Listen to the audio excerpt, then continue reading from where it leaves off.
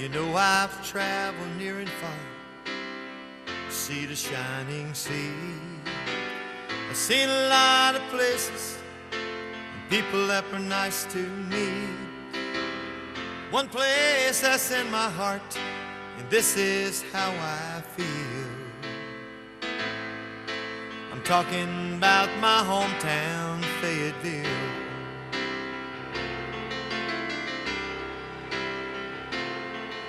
She's nestled in the sandhills on a river called Cakefield.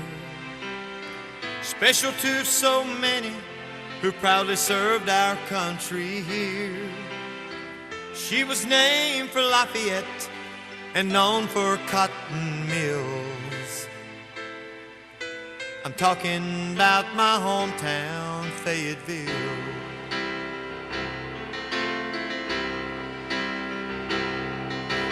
My hometown, Fayetteville. I'm so proud to be from here. It don't take long when you're away from home to find out how you feel. It's always good to come home to Fayetteville.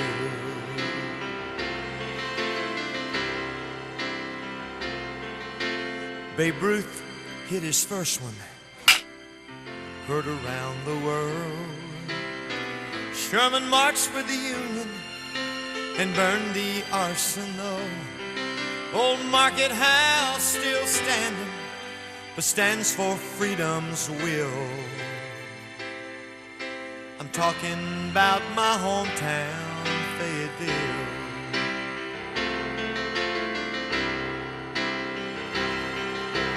My hometown, Fayetteville.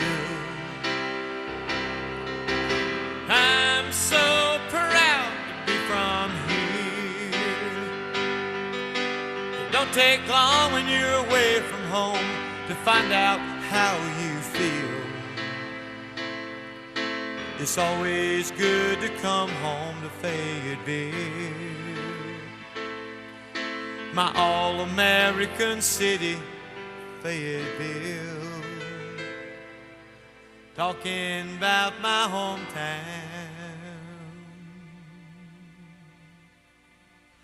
Fayetteville.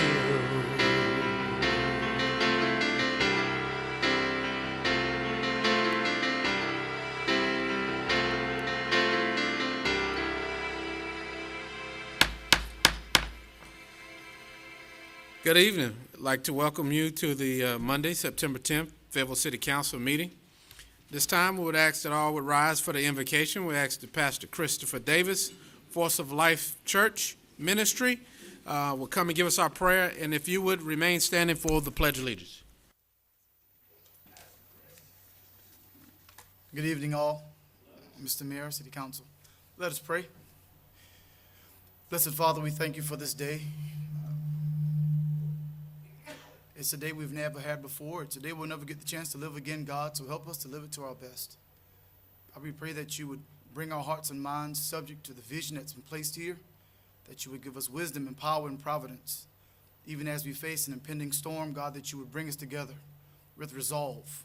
We pray that the leadership of this city, that it would guide us and keep us, and that as a city we would stand together in this time so that we might be the city on the hill shining bright. God, we thank you for the abilities, the talent, the strength, and the heart to serve that you placed in this city. Continue to groom it as we desire to live and please you. In Jesus Christ's name we pray. Amen. Allegiance to the flag of the United States of America and to the republic for which it stands, one nation, under God, indivisible, with liberty and justice for all. Pastor Davis, you want to tell us a little bit about yourself and your ministry? Yes, Mayor Colvin, City Council, city friends, family. I'm Pastor Christopher Davis, Senior Pastor at Force of Life Fayetteville, here in Fayetteville, North Carolina. My wife and I planted this ministry in 2012 as I was medically retiring out of the military, and for 6 years now, we've been blessed to be a part of this community. In our community, our motto is Faith Family Fellowship. We are part of numerous organizations to include the Pastors Coalition and Ministerial Council, and we are focused on really grooming families and developing families, and we appreciate what City Council continues to do to allow churches to serve in the community. That partnership is important, and so we thank you all. Thank you, sir. Thank you for what you do in your ministry. Mayor, I do Yes, want sir. to tell you that Pastor Davis is a Purple Heart recipient. That was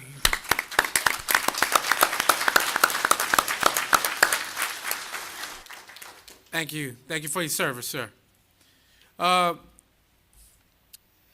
Citizens would like to update you briefly on the impending hurricane and inclement weather matters. And for that, we'll have Mr. Scott Bullitt, the Emergency Management Coordinator for the City of Fayetteville. And I'd just like to say that today, I'd like to really give kudos to Mr. Bullitt as well as your city staff, your leadership. They have really proactively began to prepare for this storm, and they're doing a great job in the coordination with the city and the county. So, Mr. Bullitt, if you would. Thank you, Mayor. Briefly, there's not a whole lot I can tell you if you've seen the evening reports. The storm's 140-mile-an-hour winds right now, makes it a very deadly hurricane. It's probably been 64 years since a storm of this magnitude has threatened our region, Hazel being the last one. We're on the verge of doing something that the state has not done, at least in my lifetime, and that's evacuate the coast. So this is historically a proportional storm.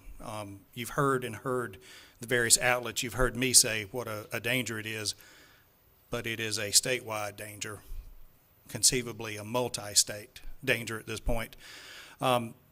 The best information I have right now is landfall is probably looking at the middle of the afternoon on Thursday, coming ashore maybe 138 miles an hour now is what they're saying, but that's subject to change because the track is still got a lot of variation in what the models are saying.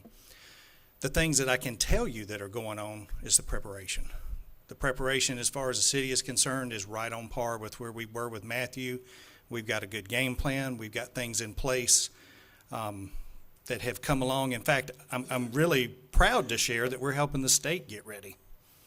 We had 4 individuals come back from our rescue team that went to set up a warehouse yesterday and today at the Global Trans Park in Kinston. So let's hear it for Fayetteville. We're helping the state get their act together. We're not waiting. It's like the press conference that the mayor was part of this afternoon. We've been afforded an opportunity. Let's make the most of it. And I've characterized this as a team that all the citizens are involved in. We need you to look after your neighbors. We need you to participate by getting that kit and that plan and staying in tune to all this media that corporate communications is putting out. And by all means, get on to Cumberland Alert so we can send mass notifications. And I'm subject to any questions you might have. If you could, and this may be something for Mr. Rod, I just want to provide information so they can download that app so that they can get the push alerts. We have website information to give them, so if you're familiar with it, can you share that? Yes, you can go to the web page. Corporate Communications has a web banner on top of the city web page, and it will take you to all these many products that you can take advantage of. I have to plug not only Cumberland Alerts, but also Ready NC, which is an app that the state has produced. With that app comes all sorts of shelter information and stuff that might become critically important.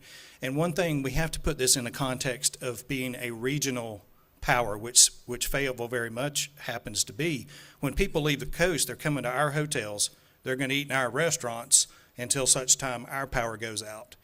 So this is a huge economic leverage as well that's part of this whole response effort.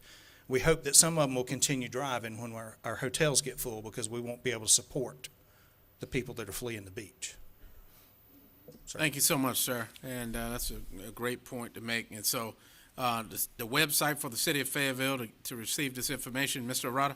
Sure, let me just add to that if I could with Mr. Bullard. So FayettevilleNC.gov is our website, of course, /storm, or as Mr. Bullard said, just go straight to the top as you're pointing out on the screen there. That's our alert banner. And then for those in the audience here with us today, our flyer here has got all the information on that as well. It's also posted on social media. But in addition to that, what I'd like to point out, what we've been able to do differently than last time, which I think will be a great help, is the city's app. You can find it in both Google, both Android and iPhone, is Fayetteville NC.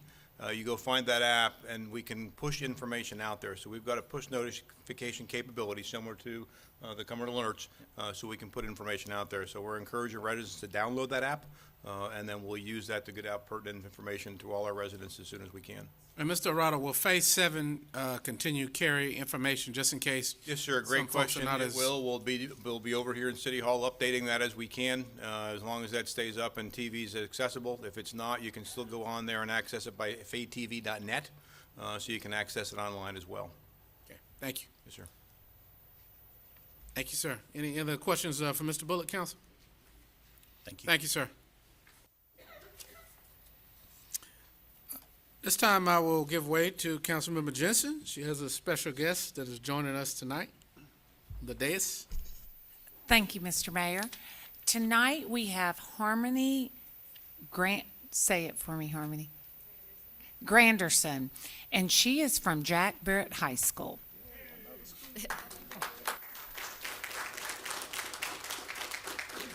Hello, I'm Harmony Granderson, a senior at Jack Barrett High School, and I'm the Community Service Chair for the Fayetteville Cumberland Youth Council. I'm happy to say that this year is in full effect. We began our year off great by going out to local businesses through street teams to promote and gain sponsorship for our GlowFest 5K. The GlowFest will be on October 6th at 6:30 p.m. in Festival Park. On August 25th, we had the great opportunity to volunteer at the Vision Resource Center's 3rd annual Wing Fling. And this previous weekend, a few members participated in the Alzheimer's Walk. Most importantly, we held our new member orientation last Monday, and I'm proud to say that we have brought on 23 new members. We are excited for what this year has to offer for our council. Thank you. Mr. Mayor, can I say something? Something that Harmony does not know, because they're going to bring it up at the meeting tonight, and she is here with us, so she's not going to be at the meeting for the Fayetteville Cumberland Youth Council. We are going to try to get our youth council in the neighborhoods that they live in to go to their neighbors and get our storm drains cleaned out. So I just wanted to make that public to everybody because of the hurricane that we're getting ready to have. Our youth is going to be out there in the neighborhoods trying to clean the storm drains, and we hope that everybody sees what they're doing and decides to clean them too. If you're just driving by and you see it full in your neighborhood, stop, get out. Don't take it out and throw it to the side. Take a trash bag, put it in the trash bag, because if you don't put it in a trash bag, it's just going to get clogged again. Thank you.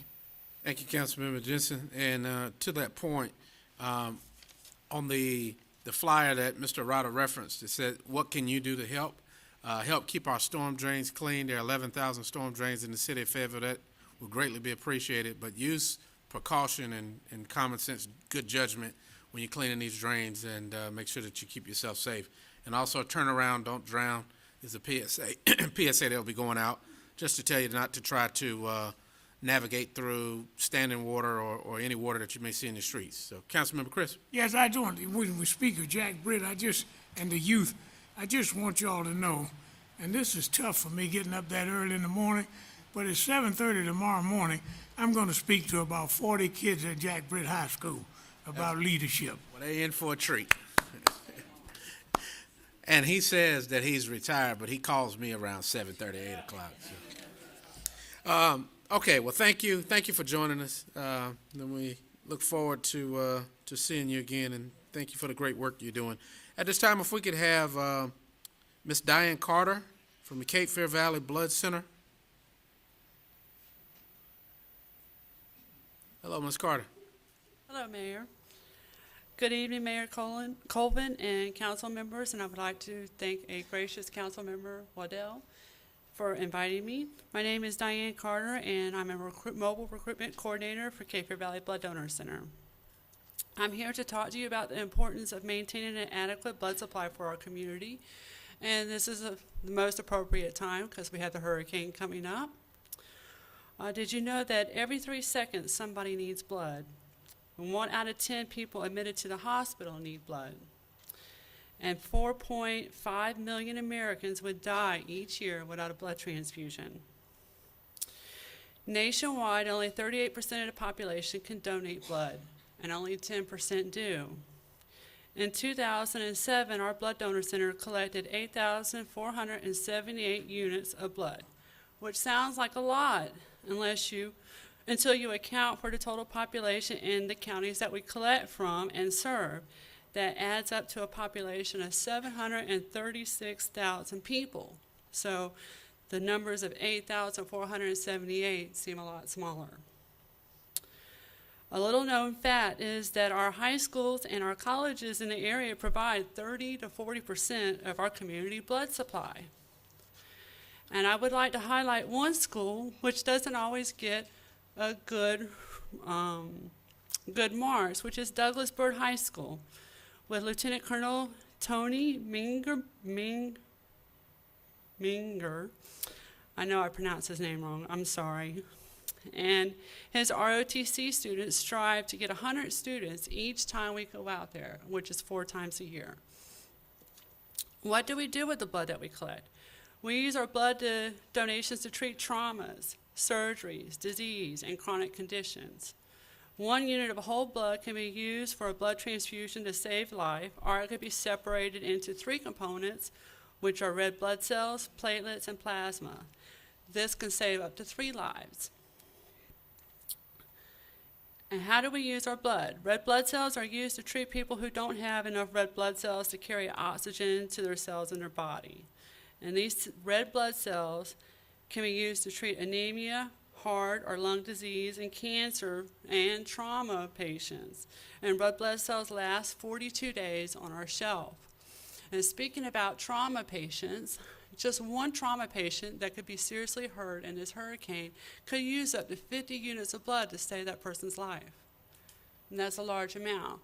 So what I need everybody to do in the next couple of days before the storm is to come out to the center and donate. And we're located at 3357 Village Drive. Thank you so Does much. anybody have any questions?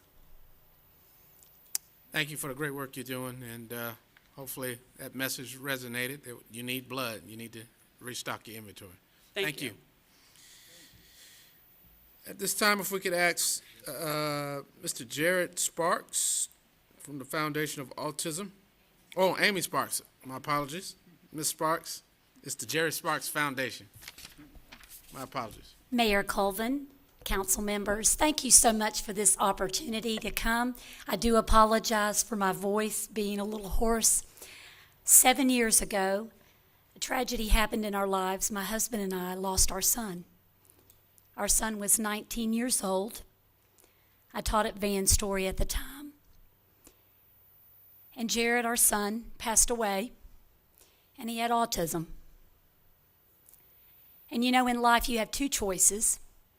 One, you can quit, or one, you can take a tragedy and turn it into something far greater than you ever imagined. I always used to think, why did I have a son with autism?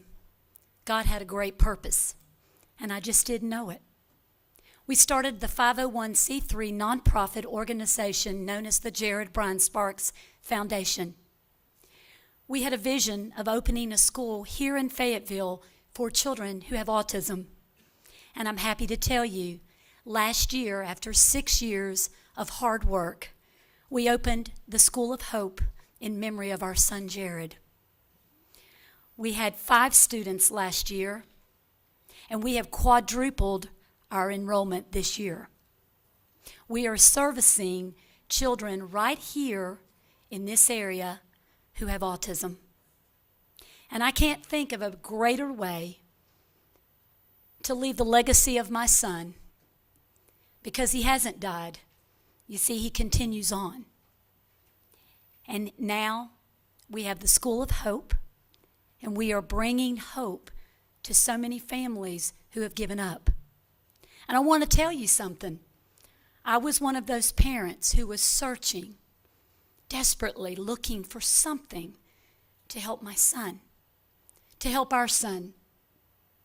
My husband is also the founder of the School of Hope, and I couldn't do this without my husband, Rob. He's sitting right there. He's one of those men that takes the back seat and says, Amy, do what you need to do. but he's right behind me all the way. I know that the School of Hope is going to bring a lot of families to this area because families are looking for hope. And I would like to invite every single one of you to come to the School of Hope and see what these children will do. Because you see, we are not teaching them. They are in fact teaching us.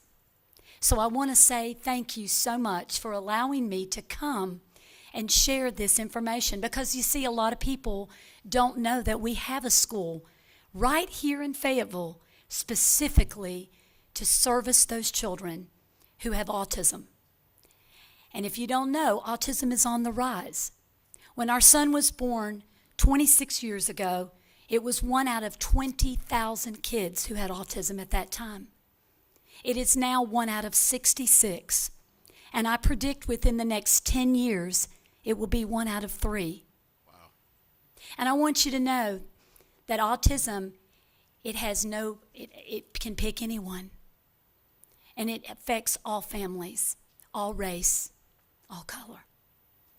I want to thank you today for allowing me to come and share our story. But more than anything, I want to leave you a message. With God, nothing is impossible. And that was Jared's favorite verse. Can I answer any questions? Yes, ma'am. I do have a question. Can you give the name and address of the School of Hope? Yes, it is 111 Burns Street, Fayetteville, North Carolina, 28301. It is behind the Second Baptist Church, right beside Beasley Broadcasting. So if you see me running down the highway or down the street, I might be chasing somebody. All right. Well, be careful with that, okay? No, we won't have them in the street. But. Councilmember Dawkins has a question. Thank you, Mr. Mayor. Yes, ma'am. Thank you, Ms. Sparks. All right, so that's off of Person Street. Yes, sir. So it's technically in the downtown area. Okay, Yes, and it would is. you give us the website? So, because there are hundreds of families in this city with kids with autism. Absolutely. And there's such a range of the spectrum. Yes, from it kids is. that cannot even speak to kids that appear to be normal, but they still have this dreaded condition. Yes, it's www.theschoolofhope.net. I've left cards with the city clerk for each one of you. If I can service anybody or help anybody, please let us know. The Jared Bryan Sparks Foundation is the first organization, the first 501c3 nonprofit organization that my husband and I started. And what we do is we offer 2 festivals every year, and this is not just for children who have autism.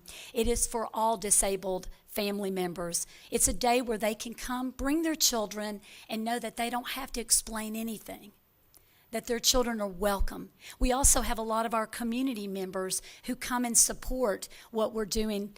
The Jared Bryan Sparks Foundation has given over $30,000 to the School of Hope.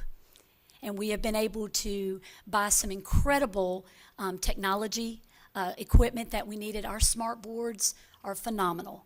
And that's one of those, we're 21st century based learners. I retired after 30 years of teaching in Cumberland County schools, and we want to give to our children what we gave to those children. Thank you. Thank you. Councilmember Culleton? Thank you, Mr. Mayor. I just want to thank you personally for all the great work you're doing, something that's truly needed in this community, and I'm not sure that folks really understand how much we needed it.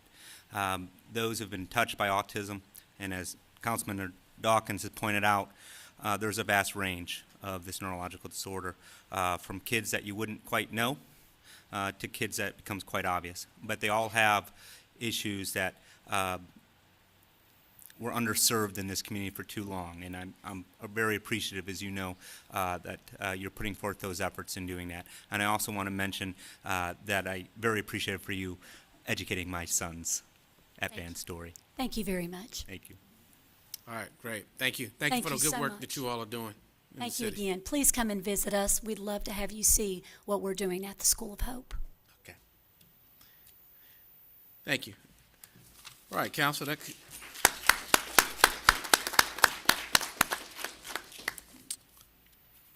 council, item 5.0 is the approval of the agenda. We'll entertain a motion to approve the agenda. Motion to approve? There's a motion by Mayor Pro Tem Moan, second by Councilmember Dawkins. Any discussion on the motion? All right, council, look for your votes. Madam Clerk, that's unanimous. Motion carries. Item 6.0, the consent. Yes, Mr. Mayor, based on conversation, I'd like to pull 6.04 for a quick overview of state law requiring purchases, and then item 6.05 so we can ensure there's clarity in what this agenda item means when I make the motion on that agenda item. Okay, so it sounds like, Mayor Pro Tem, you're making a motion to approve the consent with the exception of item 6.04 and 6.05. Yes, sir. Second. Second. All right, there's a second by Councilmember Crisp. Any discussion on the motion? All right, council, I'll look to you for action.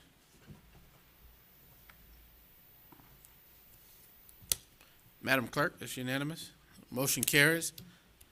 Mr. Moan, item 6.04. Yes, thank you, ma'am. We're going to get a quick overview on the legalities when we go into purchasing. Good Hi, Ms. evening, Toon. Mayor and City Councilman. How are you doing?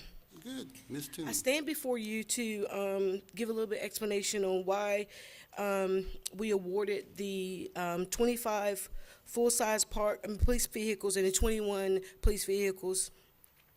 This RFP was advertised as a formal bid in accordance to the North Carolina purchasing laws. The purchasing law also allows an exception for us to use state contract. And so what we have done here is that we have tried to be good stewards of our taxpayers' money. And that means that we have went with our lowest responsive bidder. But we also put this out to bid to attest to our local initiative, which means that we give all of our local vendors within our metropolitan area, which is Cumberland County and Hope County, an opportunity to bid on all of our proposals. And so, due to the statute, North Carolina General Statute, we cannot choose a vendor based on their physical address. Okay, Ms. Toon, so to understand you clearly, basically you're saying we're following the state law as defined with competitive bids, with the competitive bid process. So even though the council has a local initiative for local preferences, it has to go to the lowest bidder, right? That is correct. Okay. Council, any other questions for Ms. Toon? Ms. Toon, you got off easy tonight. Thank you. All right. Mr. Chris, maybe not so fast. If possible, sir, I would move that we approve the award contract for the purchase of 25 full-size marked police cars and 21 mid-size unmarked police cars in accordance with the bids from the lowest responsible bidders. That's a motion by Councilmember Crisp, a second by Councilmember Wright. Any discussion on the motion? All right, council, I look to you for action. Madam Clerk, that's unanimous. Motion carries. Mr. Moan, item 6.05. Yes, thank you, Mayor. In our agenda handout, it says Longview Green Associates assignment of loan documentation and deed of trust and declaration.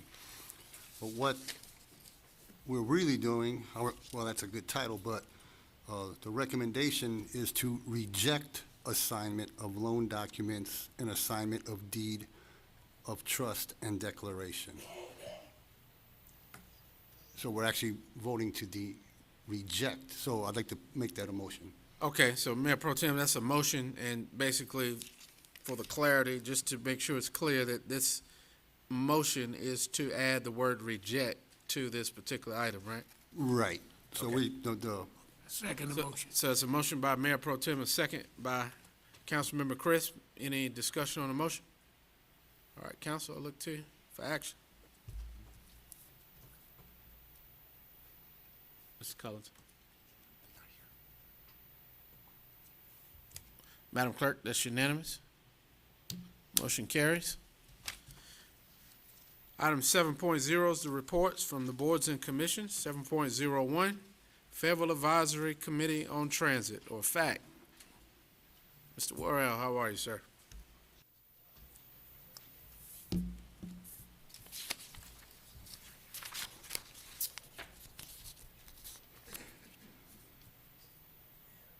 have a presentation for you. Okay, here we go. Mayor, City Council, my name is Mike Worrell, and this is our annual update on the Fayetteville Advisory Committee on Transit. You got this? Okay. All right. Just a brief summary of our committee. It's a voluntary committee established back in 2010, and the members consist of a bus rider, 2 ADA riders, representatives, 3 city residents, local business representatives, and representatives of the city, as well as the operations. We meet on the 3rd Tuesday of every month at 5:30 at the Fayetteville, at the Fast Transit Center. These are the names that are filling our committees right now. We have really been dedicated. They show up every meeting with a lot of energy and a lot of ideals that supports the operations and to address the city's needs, as well as supports operations on any issues that we may have. As a brief synopsis of what we did last year was the opening of the transit center. We got it certified, and it is fully operational right now. We are in the process of bidding out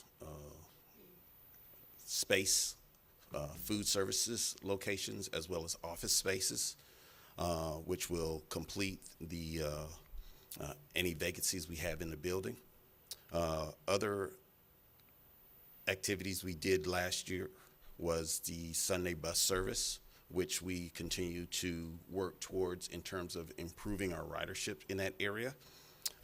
We also had a numerous number of route modifications, as well as shelters and bus stops and benches established across the city, as well as the Greyhound megabus move into the area. Our plans for this year is increased ridership. We are also looking to produce a key initiative where we are looking at reviewing key initiatives that will support the city in terms of performances of the buses, bus services, and anything else that we can now track and monitor. And we're going to review that on a monthly basis. We are also refocusing our marketing plan, one of which will be targeting the colleges and universities. We had a freshman orientation at Fayetteville State last month that was very well received, and we'll look to do so at Methodist as well as the Fayetteville Tech. Our goal is to try to target young students that are coming into our cities so that they can get involved on traveling the city via our bus routes.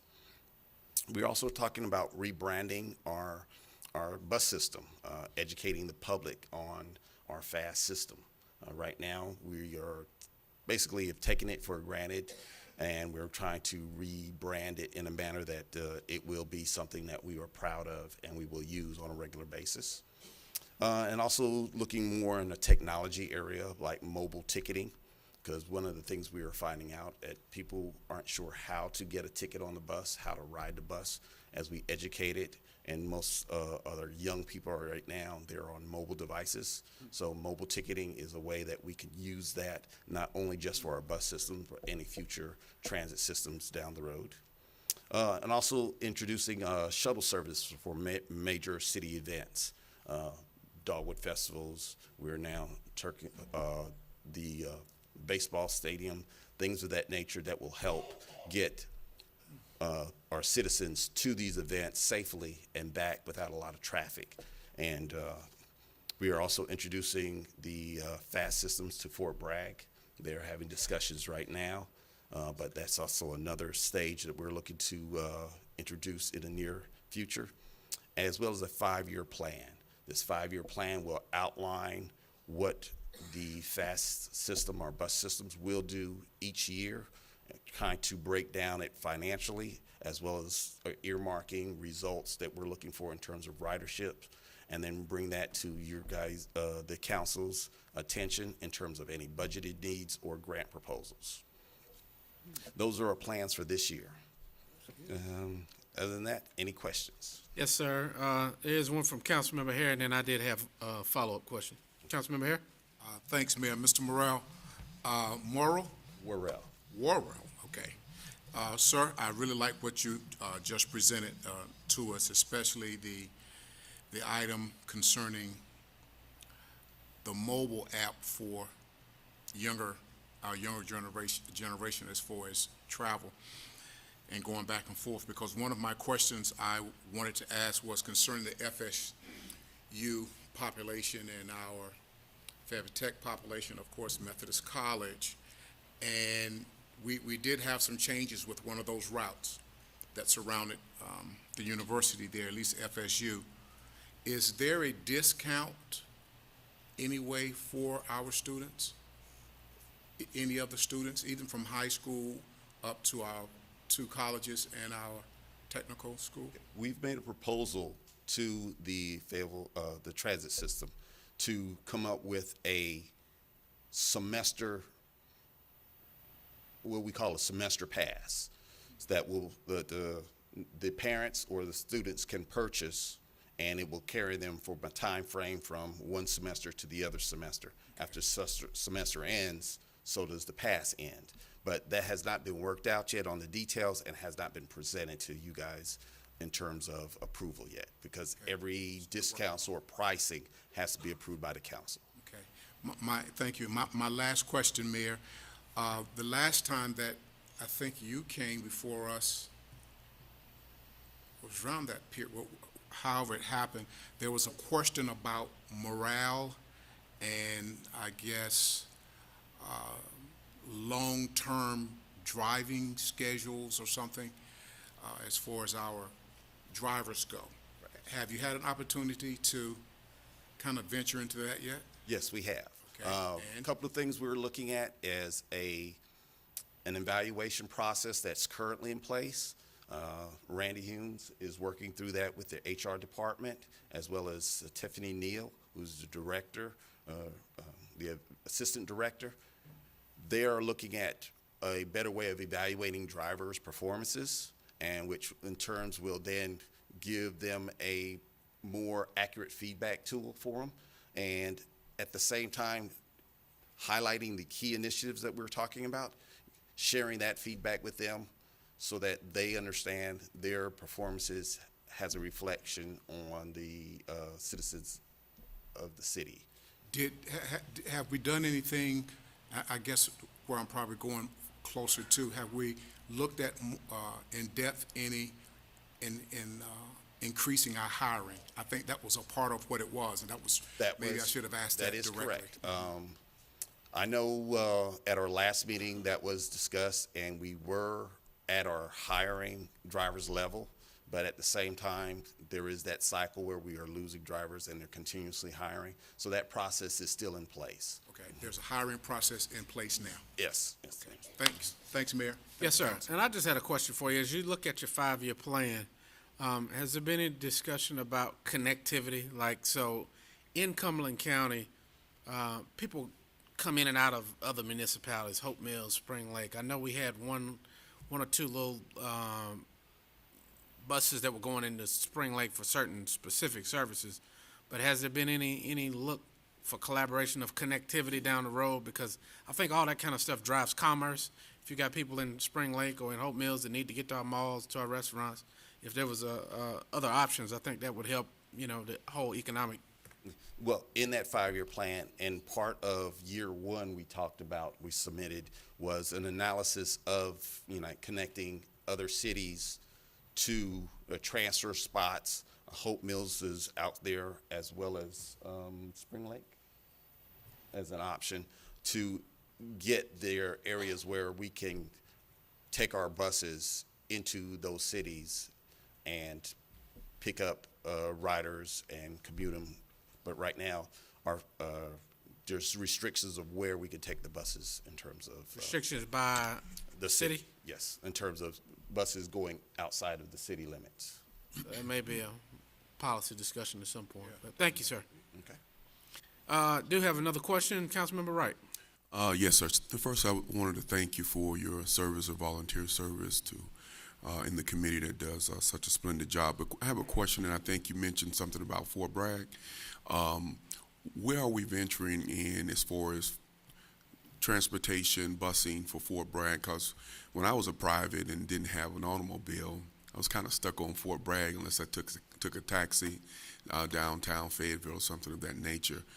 What's the plans in the future, if there anything that you guys are looking at as far as taking busing Fort Bragg? And Well, right now the conversation is at its infancy stages, and right now our goal is to get onto Fort Bragg and support Fort Bragg's travel outside of what they have already contracted. Fort Bragg has a contracted bus system on base, and their concern is if we come in, we impact that.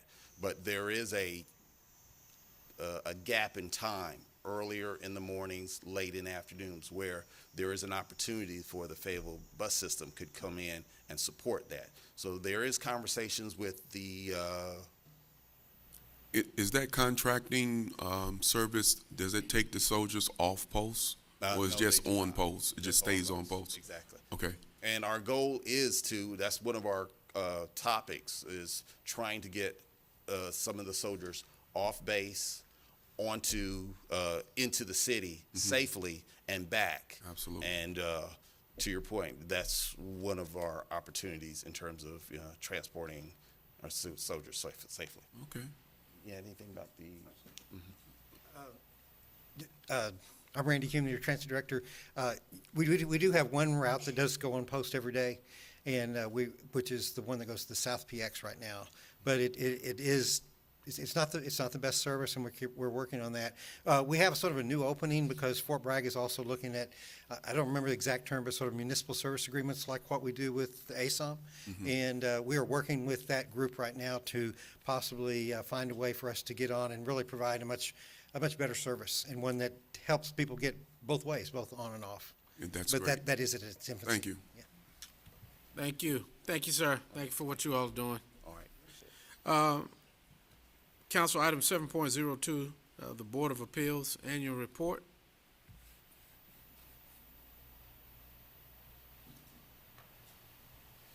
Good evening, sir. Good evening, Mr. Mayor, council members. Good evening. I'm Tom Neal, Chairman of the Board of Appeals. The City of Fayetteville Board of Appeals is a relatively new board. It was established in 2015 through a revision of the city code, and the purpose of that revision was to replace and consolidate the three boards, the Board of Appeals on Dwelling and Buildings, the Taxicab Review Board, and the Residential Rental Property Review Board. The Board of Appeals is a quasi-judicial body, and we're responsible for hearing and deciding appeals of issued city decisions and orders related to violations of three chapters of the city code. Chapter 14 on building and dwelling and the rental plan, Chapter 22 on nuisance vacant lots, and Chapter 26 on taxicabs. In deciding an appeal, the board may vary the application of any provision of those three chapters to any particular case when, in its opinion, the enforcement would constitute injustice and would be contrary to the spirit and purpose of the city code or public interest, or when, in its opinion, the interpretation of the city staff should be modified or revoked. The appeal hearings are open to the public. However, testimony is restricted to the appellant, the appellant's witnesses, the city staff, and city staff witnesses. The appellant doesn't have to be there. They may have a representative to appear on their behalf.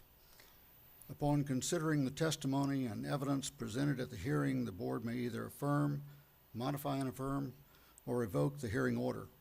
An appeal of the board's decision must be filed in Superior Court within 15 days from the receipt of notification of the board's decision.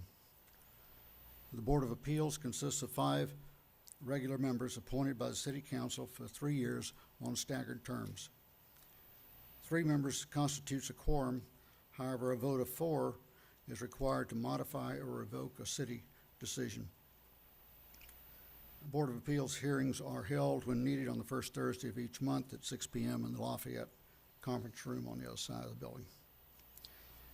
There are 5 members in addition to myself. There's Mr. Ronald Adams, the Vice Chair, Ms. Stella Mullen, Mr. Lawrence Frawley, and Mr. Roland Fairley. This year, there's only been one appeal that we have heard. There were many, I'm told, that came very close, but they chose not to go through with it. But we did hear one, and we stand ready to hear any others that come up. This concludes my presentation. Thank you, sir. Council, any questions? Thank you. Thank you. Thank you, sir. Council item 7.03, 2018 Annual Report of Record Review Board.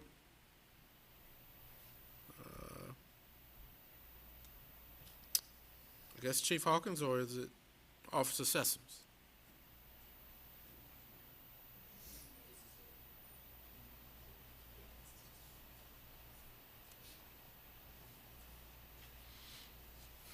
So here you have No, I have a question for her. Okay. Or whoever's presenting. I do too. You push my button. Good evening, council. Good We evening. were submitting it just as a report. We'll reschedule to make sure we'll have someone from the member of the board to come and give the report for you. But if you have- You said you do have a member of the board? No, we will have one here to be able to submit it because we were submitted it just as documents for, it's Oh, okay, so we need to defer this until a later time? just the next meeting, so. Okay. Okay, you still have a couple of questions, Mr. Hare and then Councilman Arp, and then I did have a question. Good afternoon, good evening, Chief. I'm continuing to see bumpers, broken bumpers, pieces of automobiles in various locations of the city. And it's always been my understanding that a part of the ordinance was that the record on call, or the record that takes care of that call, is supposed to do the cleaning of the glass. A lot of times I'll see the glass just pushed to the curb, on and on and on. It's my desire, and hopefully other members of council, could we reiterate this to our contractors? I don't know if there's a way that we can verify that that's done, because I see it oh so much. And I've even picked some up that was very close to me going home because it stayed there for so long. I said, let me just go down here in the street and get this. So that, to me, I think that's a very big issue, and I would love to get some help on reiterating that to the contractor. Yes, sir. We'll be happy to first reiterate the rotation of the contractors on the list because, one, we don't have a contract with record service. We put them on rotation, but we'll reiterate it to all the everyone who's on rotation, the importance of that, as well as when we see if we're actually working the accident, we'll make sure before we leave that they have cleared the intersection of any debris. We'll make sure that's part of it. It is their responsibility, isn't it? That is correct, Okay. sir. It is, yes. Thank you. Thank you, Mayor. Yes, sir. Councilman Art? Yeah, thank you, Mr. Mayor. The mayor and I actually had a conversation about this debris from the wreckage being left in the roads. And I was going to bring it as a council action memo to our work session. But what I would like to do is whoever the crash investigator is to take a quick photograph to show the intersection is clean and for those people who aren't cleaning these intersections to hold them accountable, because there are lots of intersections with wreckage debris every week in this city, and broken glass, pieces, parts of the vehicle, bumpers, large pieces, small pieces, and it's a road hazard. Yes.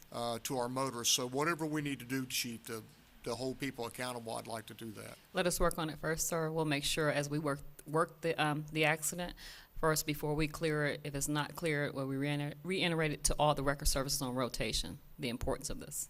Okay. Okay. Thank you, Chief. Thank you, Chief. And you may or may not can answer this, I don't know. What is the appeals process for people that participate in the city's rotation, or if they feel that due process was not given? What's the appellate process? So first we give them notification, one in writing, to say, here are the issues that we find if you're out of compliance, whether it be for a number of different issues. After we do an inspection, we give them notification to have one, either correct the issue or appeal through the board, the record board. And then we make sure we document that, notify the record board to have a schedule. They actually notify the clerk to say they want to appeal it, and they are afforded that opportunity to appeal at that process. Okay, and there's a particular business here that sends quite a few emails that is apparently in some dispute with the process. And you may or can't answer this. Has the appeal process been offered to that? Absolutely. There are some people who refuse the process, but we afford them the only way to, because we can't address their appeal if we're having the issue with them, only the board can address their appeal. And sometimes when we afford them that opportunity, they do not want to go through the board process. And so whatever the board's ruling, is that final? I have to look at that. I don't believe it's final. I think they have an appeal after the board's decision, but it's typically really easy what the issues are and how it's outlined.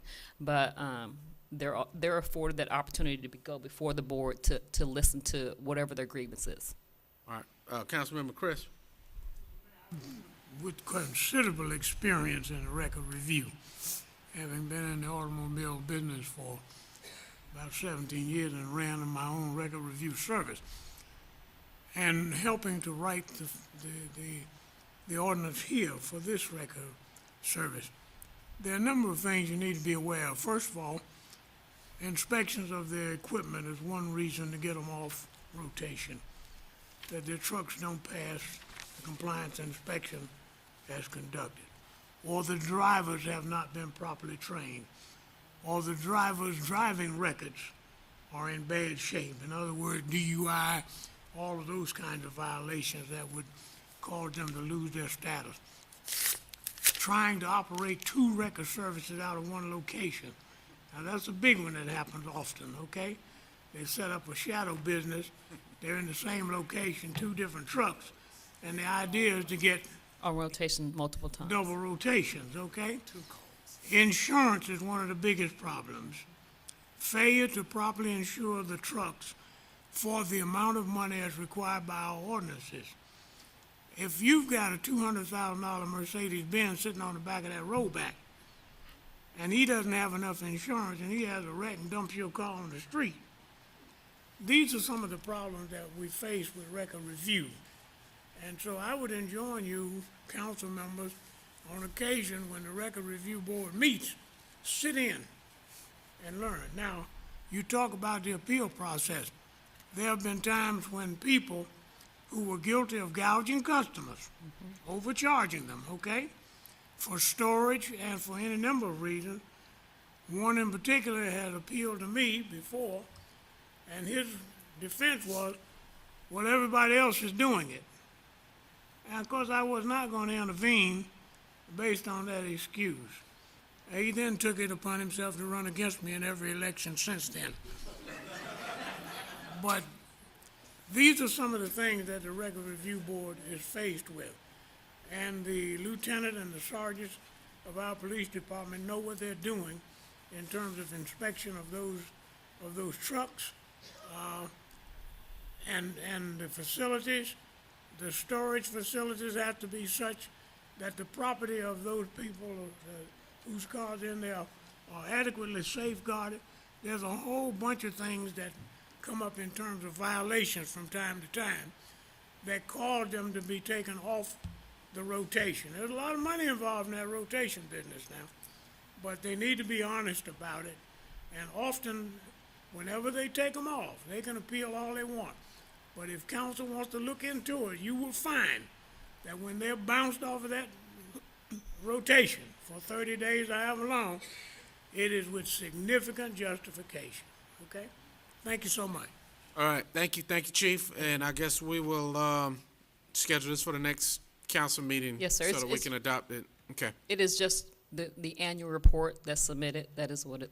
understood. this is. Okay. Thank you. Thank you. All right, so council will look for a motion to accept reports from 7.01 and 7.02 with a deferment of 7.03. So move, sir. Second. There's a motion by Councilmember Hare, a second by Councilmember Wright. Any discussion on the motion? All right, council, I look to you for action. Madam Clerk, that's unanimous. Item 8.0 is the public forum. Public forums. This is a time that any Fayetteville resident may have input and a voice in what goes on in their city. Due to policy restrictions, the forum will not last any longer than 30 minutes, and each speaker will be limited to only 3 minutes to address the City Council on issues related to the City of Fayetteville. Individuals wishing to speak at tonight's public forum should have signed up with the City Clerk prior to the start of tonight's meeting.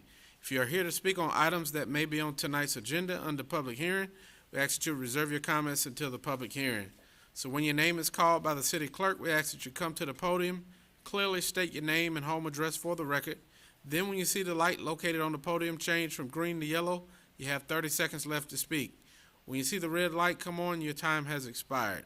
Again, due to policy restrictions, we're not able to extend the given time. With that being said, Madam Clerk, would you like to call your first speaker? Yes, sir. We have 19 people signed up for this evening.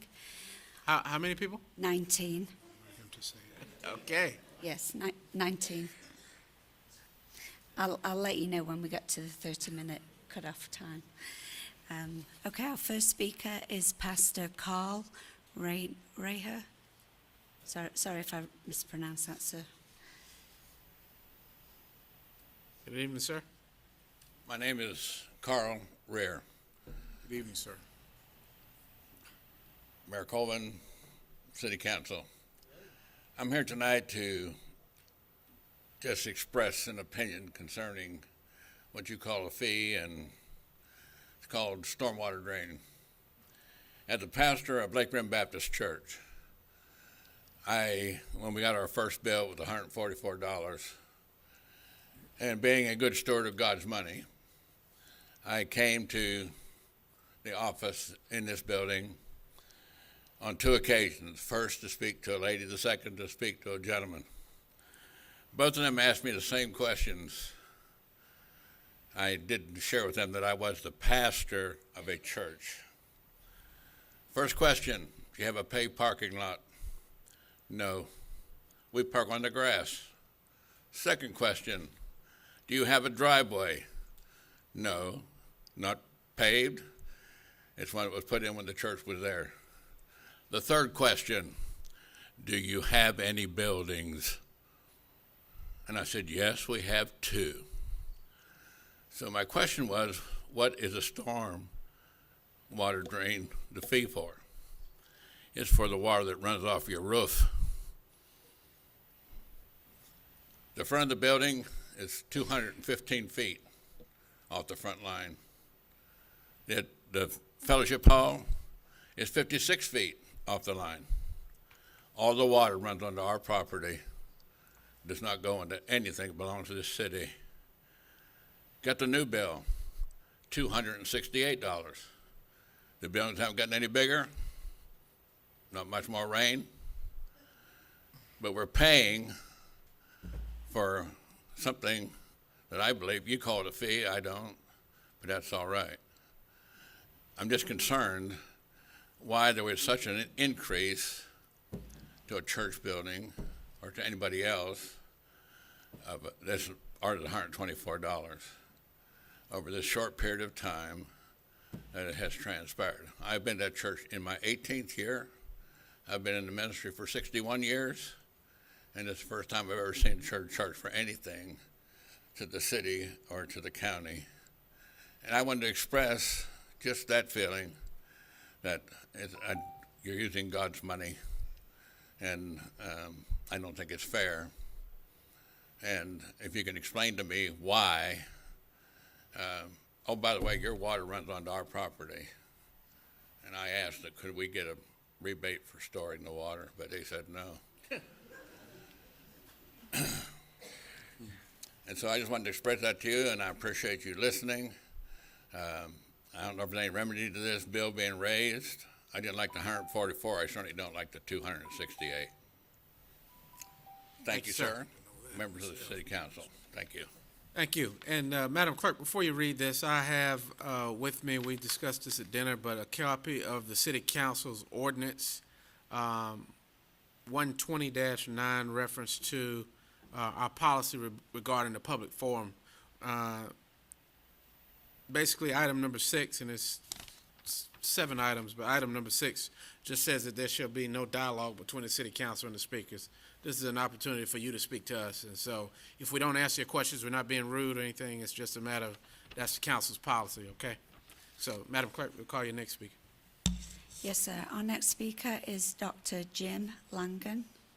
Councilmember Harry, you had a question before. Yes, sir, but so we don't leave it just so vague, our staff is taking the information down, contact information of those that are speaking, and then they will follow back up with those. So I don't want people to think they're just coming talking. And Thank you. Good point. Yes, the staff is here to answer your questions. Hello, sir. Honorable Mayor Colvin, Mayor Pro Tem Mon, and council members. My name is James Langan. I'm a resident of Fayetteville in Miss Jensen's district. Do you need the address now? 412 St. Thomas Road. My purpose is to provide an overview of Run for the Wall. And I'll be followed by others tonight, and I'm laying the foundation for them. And Run for the Wall refers to the Vietnam Memorial. For 30 years, Run for the Wall has recognized the sacrifices and contributions by all veterans who have served our nation. And their motto is, "We ride for those who can't." It is the largest and longest organized motorcycle run in the world. 1,800 participants each May, starting in Ontario, California, a 10-day journey culminating in Washington, D.C., commemorating Memorial Day. There are 3 routes across the country. The Midway route travels through the All-American City on the 8th day, and the participants spend the night. For 5 years, the North Carolina State Coordinator for the Midway route is Mr. Richard McDowell, and it's a daunting responsibility to manage and coordinate a myriad of administrative and logistics requirements to ensure a safe, enjoyable, memorable, and an honoring event. The financial benefit to Fayetteville is tremendous: lodging, meals, and other goods and services by 600 participants. And the reception received by the participants in the All-American City leaves a lasting impression. And I've heard comments from folks who have had a good experience, like, "I live west of here. I will return with my family en route to D.C. or the beach for a stopover." Now, Mr. Richard McDowell is an honorable veteran and a combat warrior. He was a member of the Army's most elite unit, one that even Army Rangers and Army Special Forces soldiers endeavor to join, and very few make the cut. He continues his service as a civilian member of JSOC. He is credited with establishing a key capability that reduces risk to mission and risk to force, and despite increasing threats and challenges, continues to improve and gains more relevance each day. You'll find it hard-pressed to find anyone who is more patriotic, who has and continues to demonstrate action in support of our military. And partnering with his bride, Lisa, they sacrifice much time and their own money in support of our military. Most striking and tangible of all the things they do is their passion for former POWs, and you can see a list of those that live in the local area here. A group that is in advanced years and mostly rather frail. They'll respond 24/7, 365 whenever called to help. Rick and Lisa enable the leg through North Carolina and the All-American City, riding for those who can't. So, Mayor and Council, with no comments, I'll step away from the podium and be followed by Mr. McDowell. And you may recall I said leaves a lasting impression. Unfortunately, he's going to share an impression that that we all need to hear about. Thank you. Thank you, sir. Our next speaker is Mr. Rick McDowell. Good afternoon, Honorable Mayor and City Councilman. I'm Rick McDowell. They call me Hawk. I've been in front of y'all several times, numerous times. I have some bad news. Basically, as a North Carolina State Coordinator, I'm here to inform you that we're not coming to Fayetteville no more. Reason being, on the 23rd of May, the ASOM threw us out of the ASOM. Mr. Jim Barlinski and Scott Pelletier, the government reps, made a mistake and they double booked the ASOM. They actually threw us out of the ASOM. When we got done with our event, our ceremony, and thank you very much, Councilman Wright, Honorable, did a tremendous job for you, Mayor. And I want to thank you all for your service and for allowing us to come here. They made us exit through the emergency exit through the hedges out to the reflection garden. They made a mistake. They said that we could cohabitate. They put guards at the doors and they prevented us from even coming in to using the restroom. They kept my flags from my church, and we didn't have my flags for Memorial Week and Sunday service. I had to pick them up on Tuesday. They were very non-receptive, and this is the Army side, not the foundation. The foundation workers there were very shocked. The actual executive director, Mr. Mike Lynch, resigned over this. We've never been this disgraced and dishonored. I've been here since '79, and it hurts my heart to tell the city of Fayetteville that over 600 people are not going to come to my city because they threw us out. There was a 94-year-old World War II, Mr. Paul Dallas, POW, captured by the Germans, released by the Russians. No, he escaped from the Russians. And his wife, Doris, along with Jake Roth and Lawrence Wilson, we call Bud, from Korea, that served over 4 and 5 years as POWs through the hedges. We lost $4,100 in food because they threw us out in the rain and they didn't care. Mr. McDowell, I'm sorry, I don't care. You can have your event in the rain. So in conclusion, I'm saddened to say that we're not going to be able to come to Fayetteville because I cannot host anyone or this number of bikes in the city of Fayetteville, and I got to find another place. It hurts my heart to say this to you all because you've been so wonderful, and the city of Fayetteville is my home. This is the all-American city. And I'll leave you with one comment. There was a Vietnam veteran who came back from Vietnam, and he ate dinner with his family, and they asked him to leave through the back door during the 70s. We don't do this here in the city. The United States Army did a disgrace to us, and I'm hurt over it. Mayor, God bless. God bless the city of Fayetteville. I always love this place, and I will always honor my city. Thank you for your time. Miss Lisa McDowell.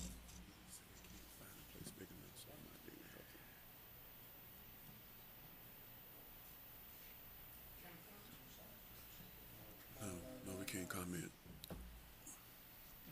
Hi, good evening, Mayor, Colvin, City Council members, and guests. My name Can you is speak into Lisa. the mic? I'm sorry. Turn it down, son. Thank you. My name is Lisa McDowell, and I would just like to start. I had to write this because emotionally I'm not going to maybe not get through it. But I'd like to start by saying that I have been involved with the Run for the Wall organization since 2011, and I've assisted my husband, Rick McDowell, in the coordination efforts for this event here in Fayetteville. This last year was very disappointing regarding the way the veterans, Gold Star families, members, volunteers, and especially our special guests, the ex-POWs, were treated at the ASOM by Mr. Bart Linsky and Mr. Pelletier. Their actions of throwing us out of the ASOM and locking the doors, wherein we had to leave out the back door, walk through the rain around the building in order to get to our vehicles, especially our 90-plus-year-old ex-POWs, was ruthless. To be told by these gentlemen that the Gold Star Mothers Dinner event took precedence and was more important than honoring our local ex-POWs was absurd and a disgrace to our so-called American city. If it was not for our veterans and ex-POWs, we would not have that facility like the ASOM, as it was designed and built to honor those who have sacrificed so much for our city and country. The members from the Run for the Wall organization, after being thrown out, left, and we lost money on the food that was prepared for them, cakes that we had specially made for them for their 30th celebration that we were not able to do for them. This behavior in the lives of these two individuals should not go without some form of disciplinary action, as they are acting on behalf of the Army, and the Army should be ashamed to have such individuals representing them in a public eye. The Run for the Wall organization, after the sad representation of the All-American city, Fayetteville, does not desire to come back to this city, and I'm embarrassed because this is my home. And I hope that the Army is going to do something to these gentlemen and at least some form of disciplinary action towards them of what they've done to these members. Thank you. Thank you, ma'am. Our next speaker is Ms. Donna Marie Torres. Ms. Donna Marie Torres? No? Okay. Our next speaker is Ms. Danielle Fernan.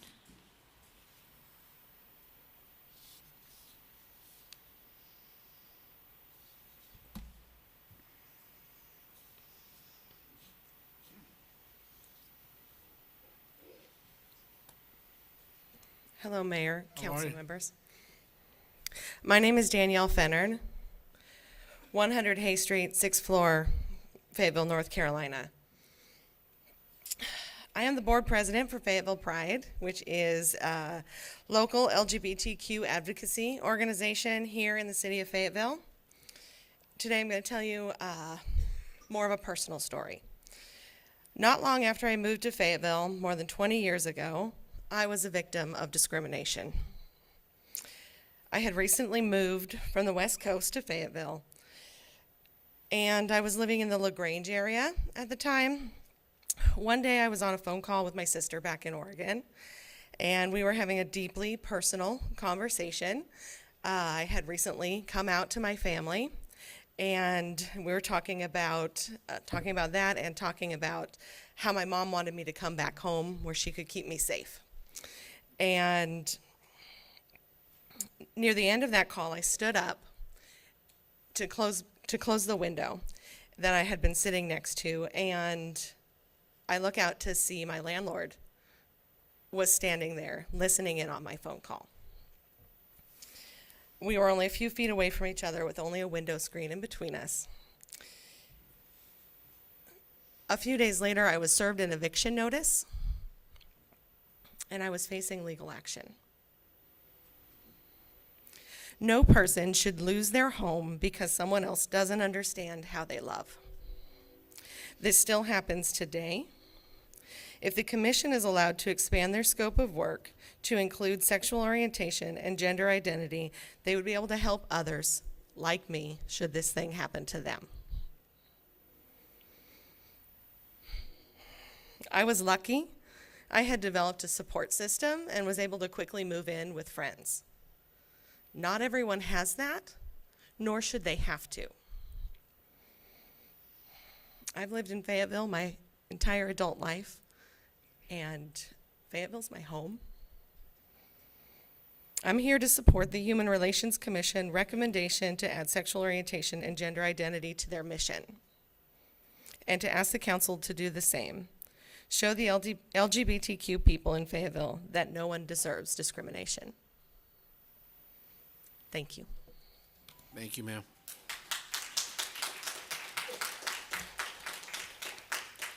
Our next speaker is Ashley Williams.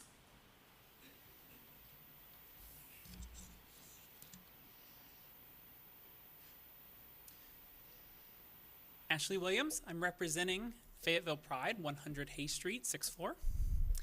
Good evening, Mayor and members of the City Council. My name is Ashley Williams. Fayetteville is where I was born and raised and made me who I am today. I'm a graduate of Pine Forest High School, Trojan Pride. I have a master's degree in city and regional planning, and I also interned in this very planning department. Yes, that email this morning was from my mom. I'm also a Christian and a transgender woman. I am very proud of who I am, and that's why I'm here tonight, to advocate that Fayetteville make the right decision to support all of her citizens so that even the marginalized can be proud too. I am here to support adding gender identity, sexual orientation, and veteran status to the Human Relations Commission's mission. I am fortunate to have enough privilege to be standing here in front of you. I have a stable income, a roof over my head, and food on my table. Other trans people can't say the same thing. 32% of transgender North Carolinians report being fired, denied a promotion, or not hired because of their gender identity or expression. 22% experienced housing discrimination. 40% of trans people attempt suicide at some point in their lives. Then imagine adding on discrimination and humiliation in public accommodations, education, and healthcare. I met a young trans man recently whose father cut him from his insurance because he didn't support his son. And now the son can't access his badly needed medical care. All of these people do remarkably better when they experience support from their families, friends, and communities. These are the vulnerable people that the Human Relations Committee should be able to openly support in fulfilling their mission. Many of you may have never met a trans person before. If that's the case, hello. And I'm happy to stay afterwards for friendly conversation. But I want to direct the last few seconds of my comments to my fellow trans people in this community. Conservatively, about 1% of the population is transgender, closeted as many may be. So to the 100,000 trans people in North Carolina, the 3,200 in Cumberland County, 2,000 in Fayetteville, the 985 Army veterans and family members in the greater vicinity, the 520 soldiers at Fort Bragg, and especially to the young trans man and the ones in my alma maters, the 15 at Pine Forest High, the 8 at Pine Forest Middle, the 5 at Long Hill Elementary, and the 2 at Raleigh Road Elementary. I see you. I love you. You are beautiful and you are valid. You can grow up to live a healthy, productive life. And there are people like me who are working to pave a smoother road for you. I hope you'll answer this clarion call echoing across the country to love and support LGBTQ people everywhere, especially here at home. Thank you. Thank you. Dr. Emily Lemming.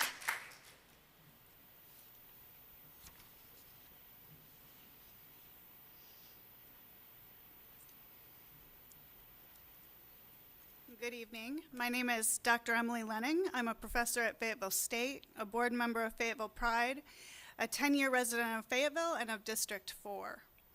Thank you, counselors, for taking the time to listen to me, one of your constituents, and for listening to all of the other constituents who stand beside me tonight.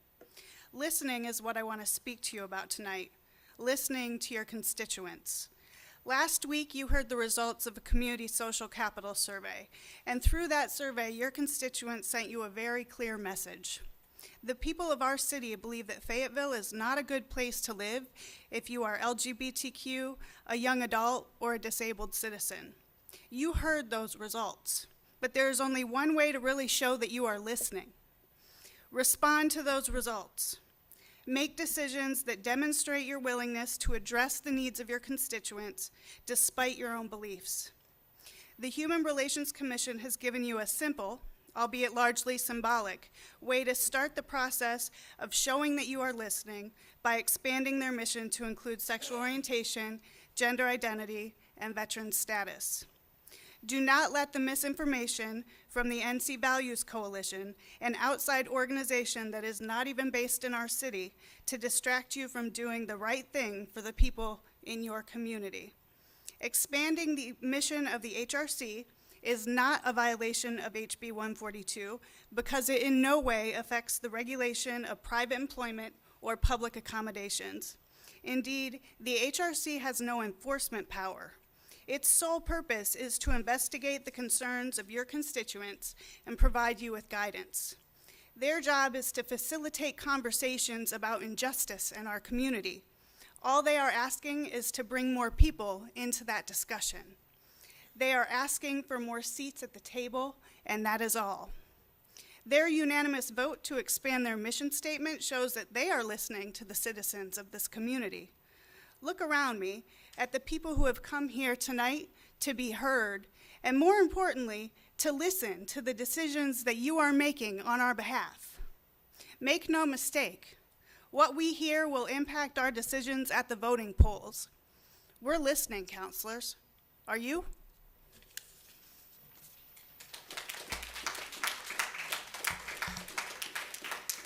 Mr. Charles Matthews. Mr. Matthews, good to see you, sir. Same to you all. Good evening, Mayor and City Council. I miss you. My address is 3618 Tyndall Court, Fayetteville, North Carolina. And tonight I would like to talk with you about the flooding of the city of Fayetteville. What a coincidence. My home for the past 59 years. Many of you wasn't even born. Also, the solution to some of the flooding. And some of you have stated to me that you would like to help, but your hands are tired. Well, we have a solution for that now. We know the city of Fayetteville have two cross creeks. Big Cross Creek have two creeks, Big Cross Creek and Little Cross Creek. Little Cross Creek runs through Glendale Lakes, which is the city water reservoir.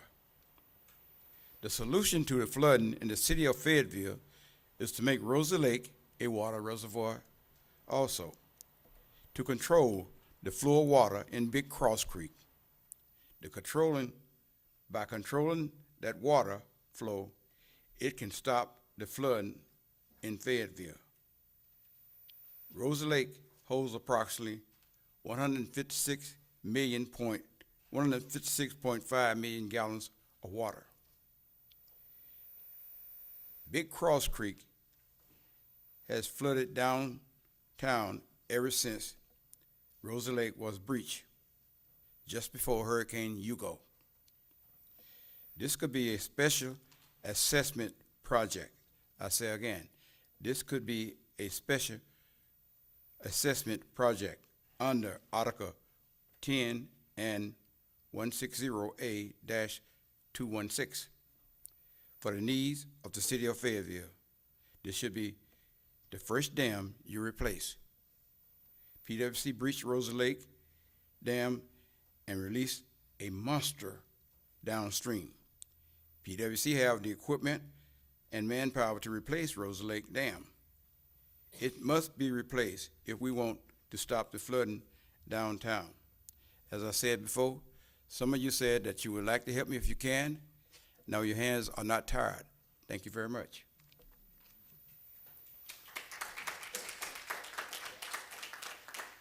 Miss Erin Mansfield.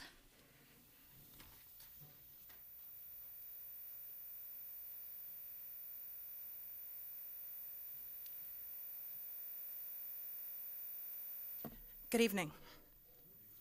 My name is Erin Mansfield, and I am a resident of Fayetteville in District 2. I also serve as the Vice President of the Board of Directors of Fayetteville Pride, which is a 501c3 nonprofit organization located on the 6th floor of 100 Hay Street. It is located in Fayetteville, but it serves all of Cumberland County. First, on behalf of our Board of Directors, I would like to thank the Human Relations Commission for striving to update their mission after 50 years to be more inclusive of all people represented in Fayetteville's extremely diverse population.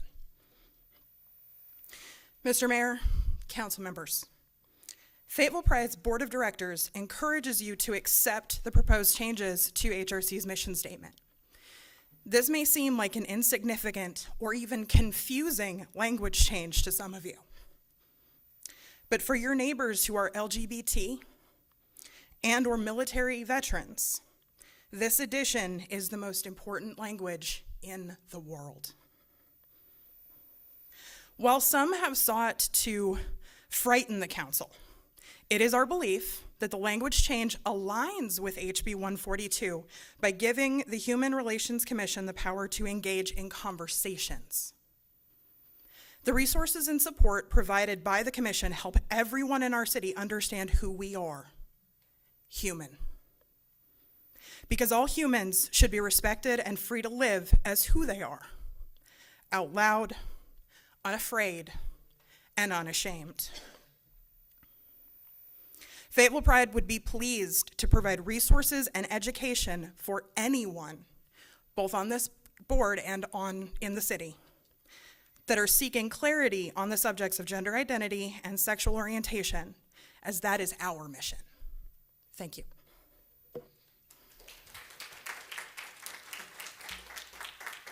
Miss Barbara Carmen.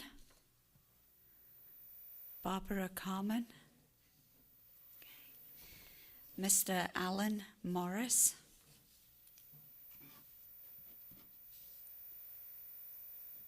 I call your attention to I'm Alan Morris, Post Office Box 2864, Fayetteville, North Carolina.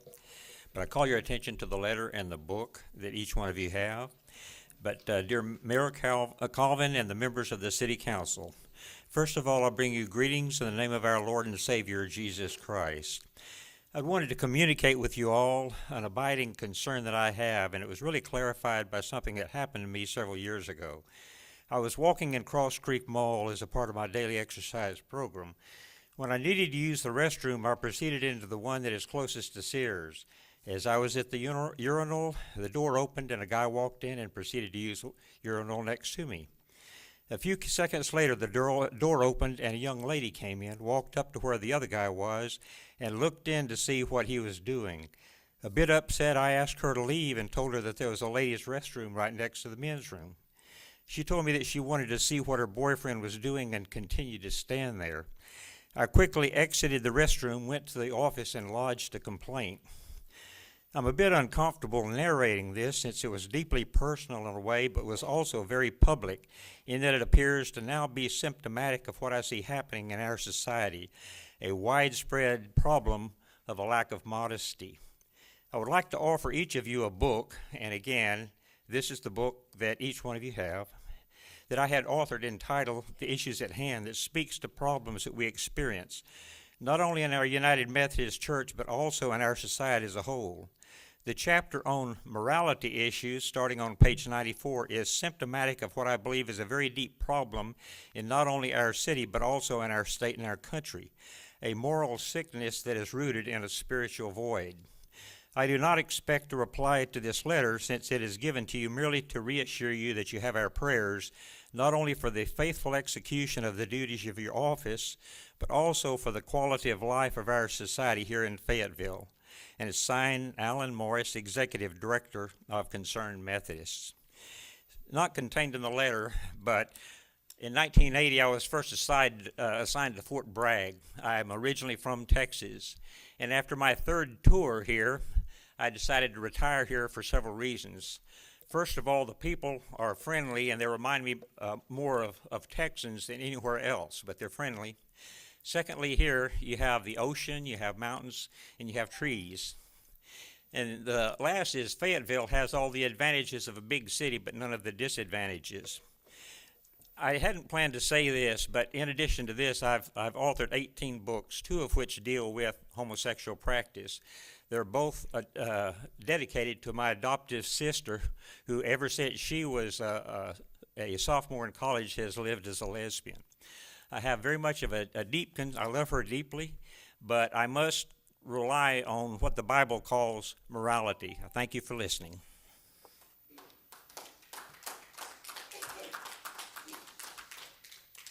Mayor, the public forum has now been open for 30 minutes. How many more speakers do we have, Madam? 7.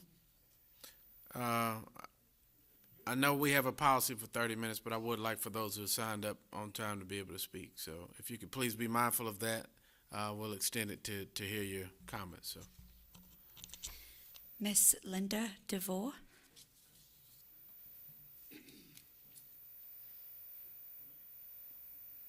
Good evening, Mr. Mayor and members of council. It's good to be with you this evening, and I appreciate the opportunity and you extending the time for me to make some comments.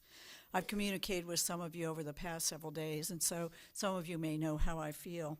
Just over 2 years ago, our state was really embroiled in a lot of controversy over an ordinance that was passed by the Charlotte City Council, and which resulted in our state legislature reacting with something that we refer to as HB 2, House Bill 2. As a result of that, and just over a year ago, our legislature decided they could quiet the waters and give our state and the communities in our state, the municipal governments, the county governments, the gift of time, as I would call it, and imposed a moratorium. HB 142 imposed a moratorium for 3 years on all state and local government entities, passing any laws that would regulate the very things that we're trying to address here tonight, and that is the extension of protections to groups beyond what statute currently does. They're different. To find out if there's a better way, to give us all an opportunity to take a breath, to step back from those issues that separate us, and see if the different opinions and beliefs we can live together in a manner that allows all of us to freely exercise our freedoms of both speech and religion. Our first freedoms are uniquely American freedoms, without causing harm to each other or our business communities or our great state of North Carolina. And I think it's a clear directive from our General Assembly, our state legislature in Raleigh, that we're to defer on this action, defer on actions like this until for another 2 years. And at that time to take up again the conversations that will allow us all to move forward. And I urge you, Mr. Mayor and members of council, to respect the law that was passed by our General Assembly and the moratorium that was placed on this sort of action, and to defer on the proposal before you. Thank you so much for your time. Thank you. Ms. DeVore, can you state your address for the record? 2616 Dartmouth Drive, Fayetteville, 28304. Okay, thank you. Our next speaker is Etinosa Obanor. Sorry if I mispronounced that.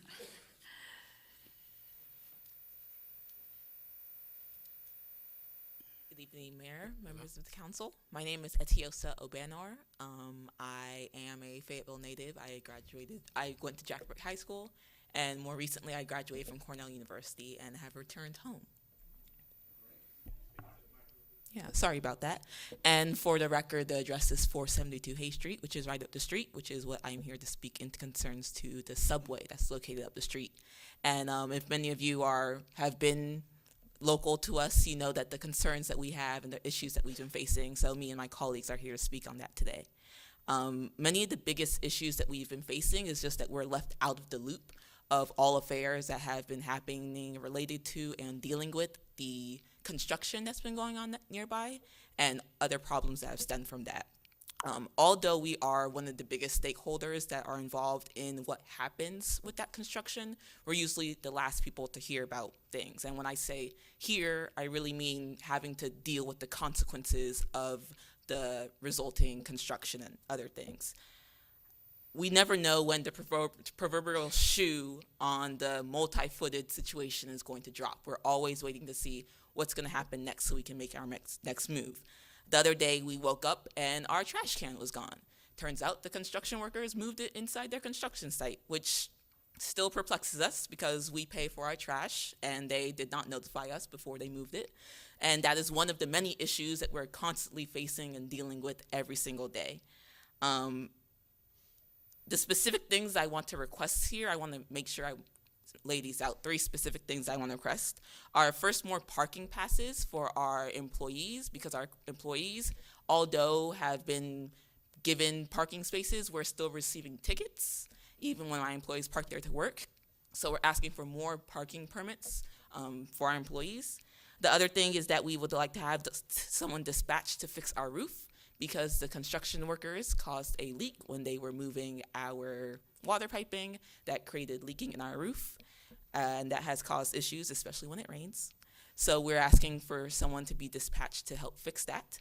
And the third thing is we would like to have representatives from both the city and the construction to come meet with us and let us know the play-by-play of what's going on and the plans for this construction. We also want to be kept abreast on changes and developments that are always going on with the project. We would prefer not to hear about them when we have to deal with things. For instance, when they decided to move our water piping, we didn't find out until suddenly we did not have water and we weren't able to open for 3 days. So these are the 3 concrete requests I'm making, and my colleague who's going to speak behind me will elucidate other issues that we've been facing. Thank you. Wow. Mr. Manager, who from your team can speak to them about some of these concerns after the next person from Subway addresses the council? If you can make sure someone from staff follows. We'll have staff. Thank you. Our next speaker is Nancy Perry.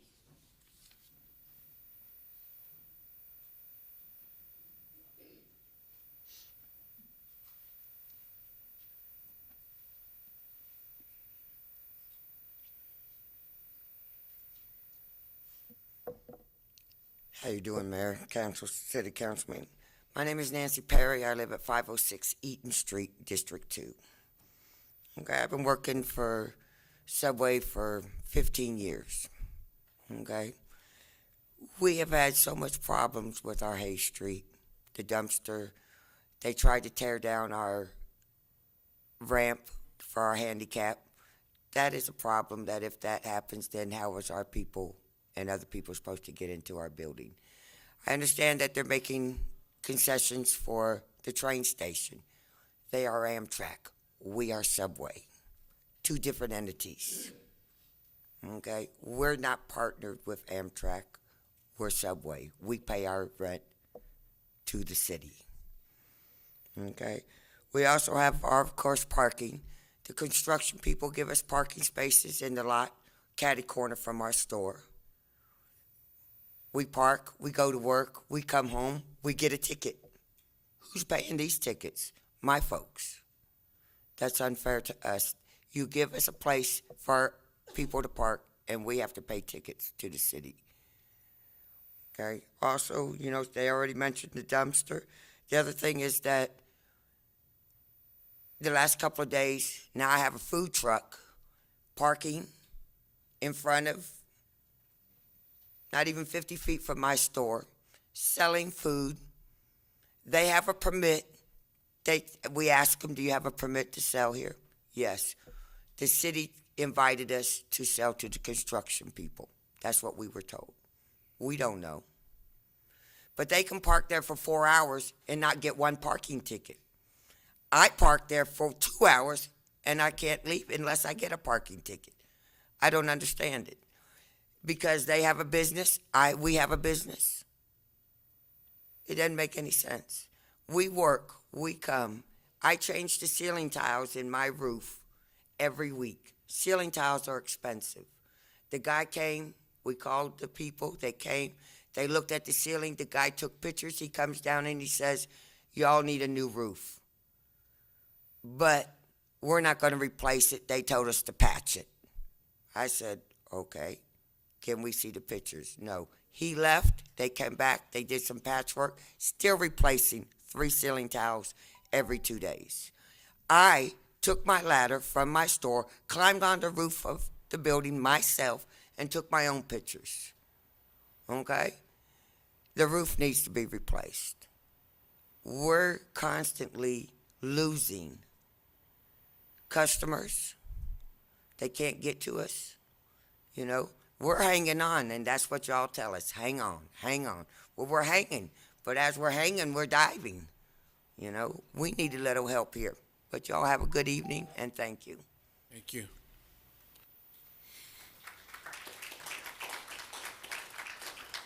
Our next speaker is Jared Falls.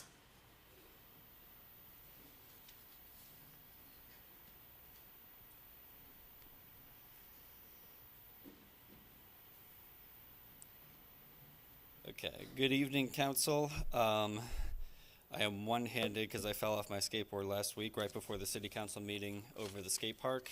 so I didn't make it to that meeting, but I wanted to speak in favor of it. My name is Gerard Falls. I am I'm an educator here in town and chair of Cape Fear Indivisible, and I live at 100 Bradford Avenue. And I just have a few comments about the change in the mission statement to the Human Relations Commission. First of all, I would like to just reiterate something that I thought was made pretty clear in the paper this week, which is that this is not a change in the city's non-discrimination or anti-discrimination statute. It's an addition to the mission statement of the Human Relations Commission. And I believe I read a quote from our city attorney attesting to that fact and that there was no legal conflict here. So that continued argument is completely disingenuous and is very typical of folks who try to conceal their bigotry hiding behind that sort of disingenuous argument. There were 3 quotes that I read in the paper from city council members this week that really disturbed me. I'm going to paraphrase and move kind of quickly.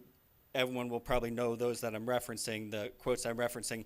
One mentioned that there were emails coming from out of state. One of the reasons there were emails coming from out of state and from outside of Fayetteville is because a anti-gay hate group sent out on their mailing list to about 30,000 people what Fayetteville was doing, misrepresented what it was, and had people send in emails. So that is not a representation of the feeling of people in Fayetteville, and the only people who our city council should be listening to are their voters. That should be number one. Another one was a comment from a city council member mentioning that he's not able to keep up with genders and people might treat men and women differently, and that's going to cause some sort of problem here. I would argue that people treating men and women differently is one of the reasons why we have protections. It is a really good illustration of that point.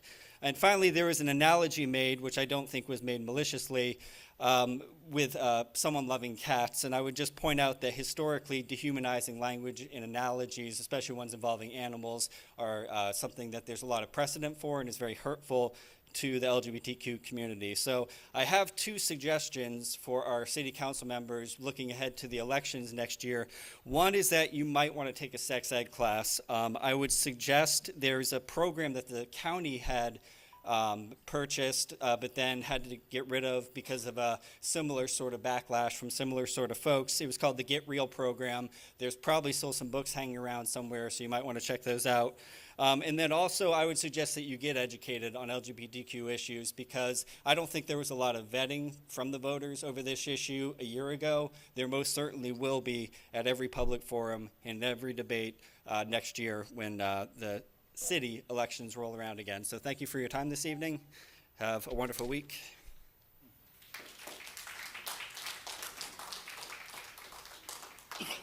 Kendra Bradley.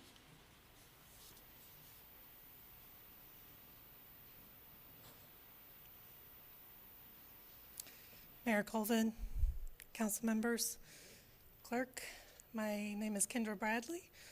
I live at 223 Hillside Avenue, just up the road in Fayetteville.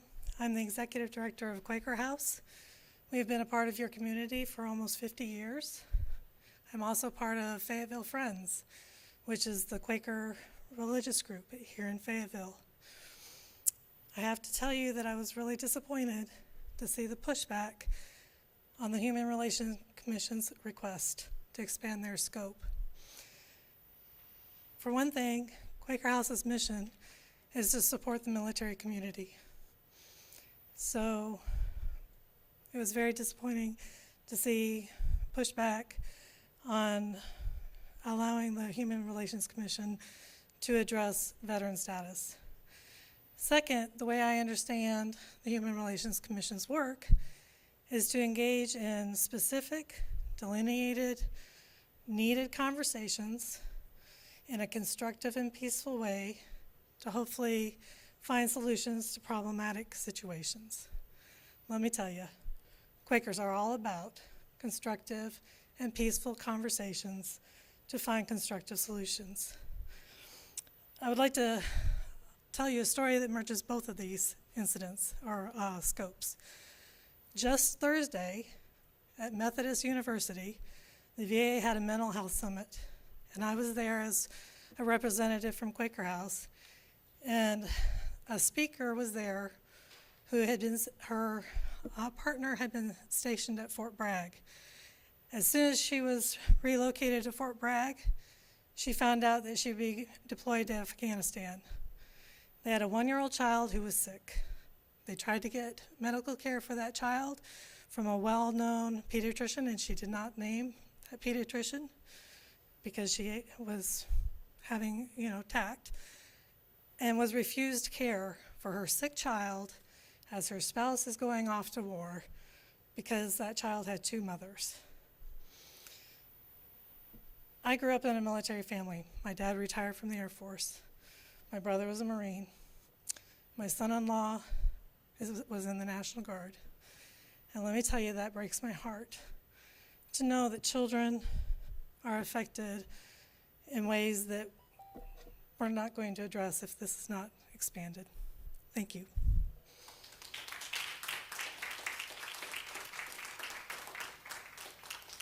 Our next speaker is Miss Sue Nilsson.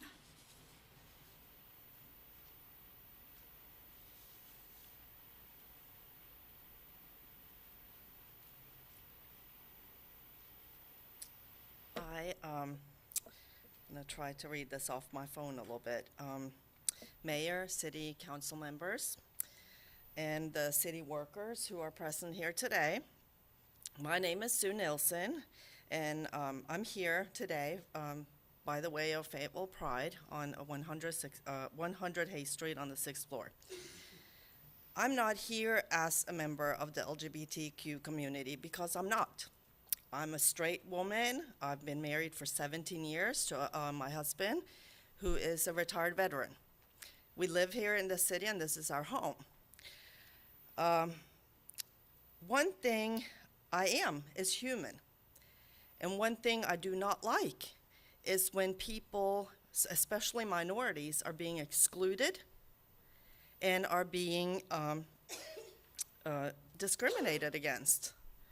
So I want to say that I support the Human Relations Committee or Commission to include the 3 new things, the gender identity, sexual orientation, and veteran status. Giving minorities a voice does not take away the voice from others who already have a loud voice. We've seen that tried before in the 50s and 60s, and just as back then, it's still not right. This is 2018, and as a very famous lady said, she said, when we know better, we do better. And I think this is that time.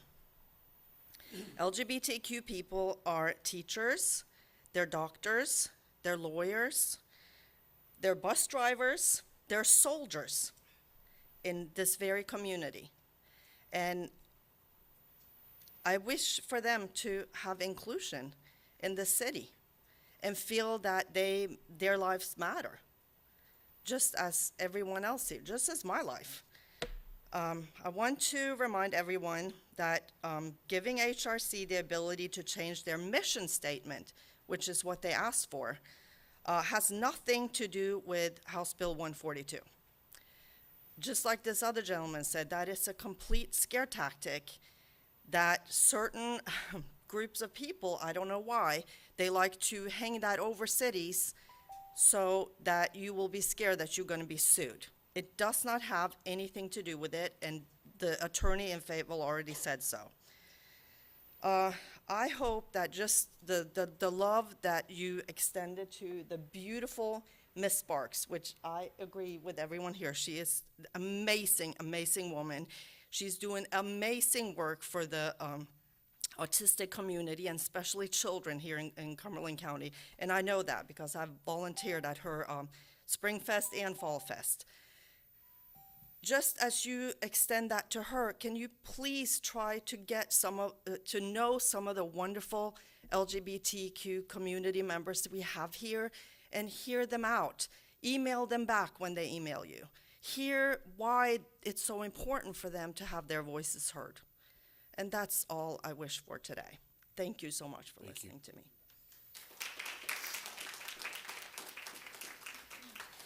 Our final speaker is Tammy Fitzgerald.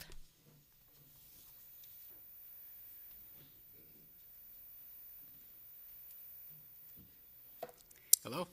Hello. Good evening. Thank you, Mayor Colvin and members of the City Council. I appreciate the time and appreciate your listening. I'm Tammy Fitzgerald, Executive Director of the North Carolina Values Coalition, and my address is 9650 Strickland Road in Raleigh.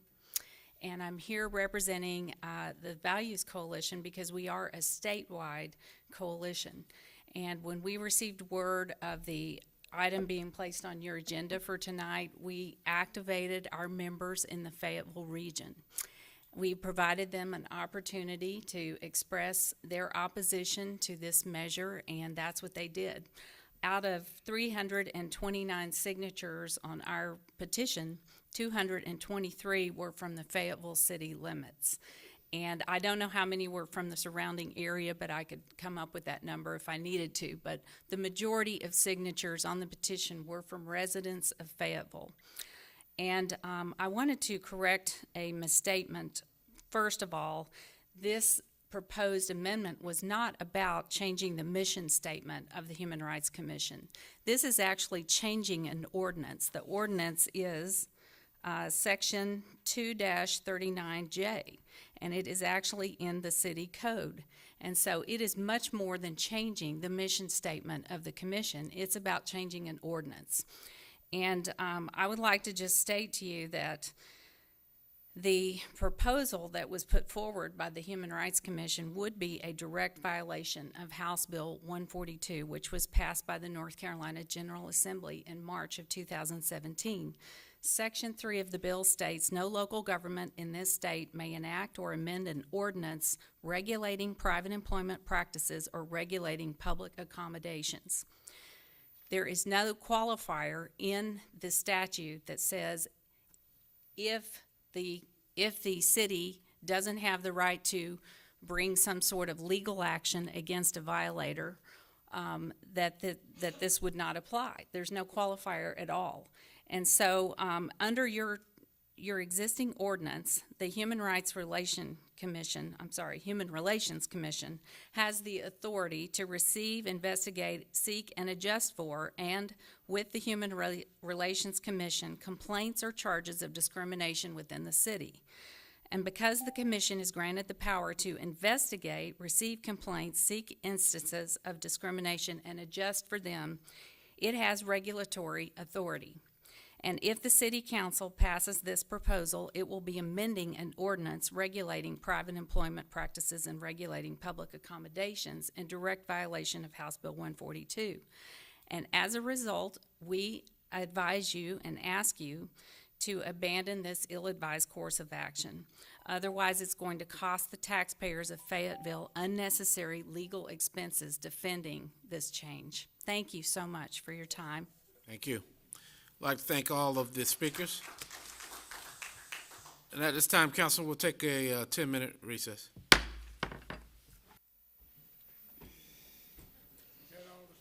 Yeah.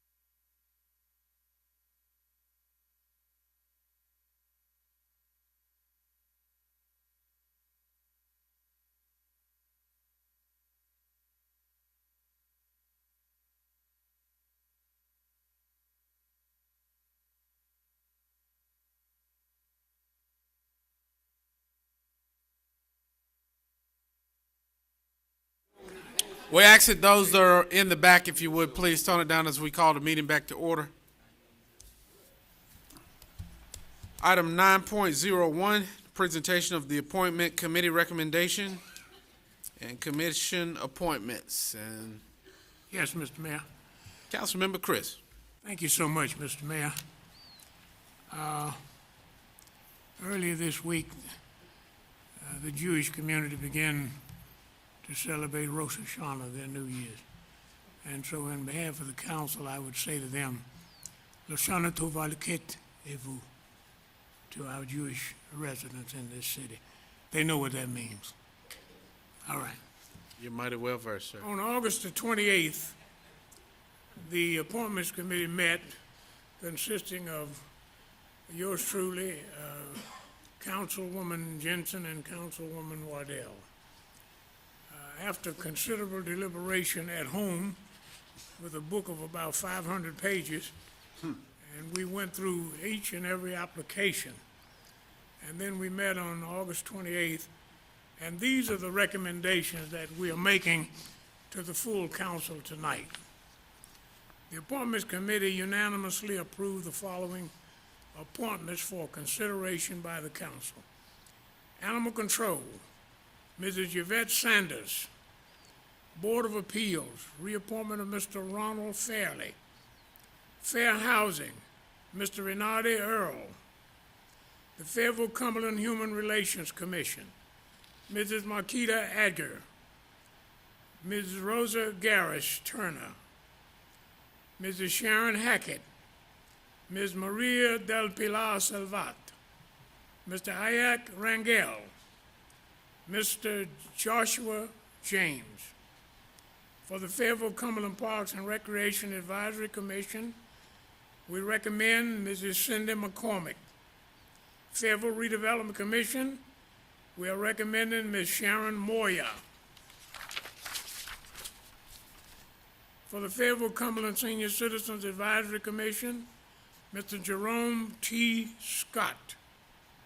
Linear Park Incorporated, Dr. Jimmy W. Riggins. I think we all know Dr. J. Wayne Riggins. Planning Commission, Mr. Mike Dobbs, Mr. Teddy Warner, second appointment, Mr. Richard Wagner, Mr. Rishad Shah, Mr. Stephen McMillian. The Public Works Commission, Mr. Wade R. Fowler Jr., reappointment, second term. Stormwater Advisory Board, Mr. Charles Jones, second term, and Mr. Dino Hondros. Record Review Board, we had no applicants. Therefore, we are re-advertising for that particular vacancy. And finally, with the Zoning Commission, we're recommending Ms. Deanan Morton, Mr. Kevin Height, Mr. Alex Keith. These are the recommendations from the Appointments Committee.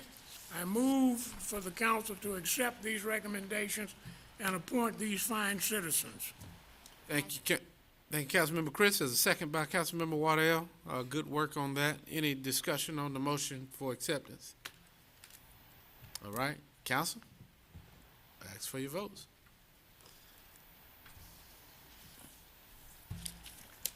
Madam Clerk, that's unanimous.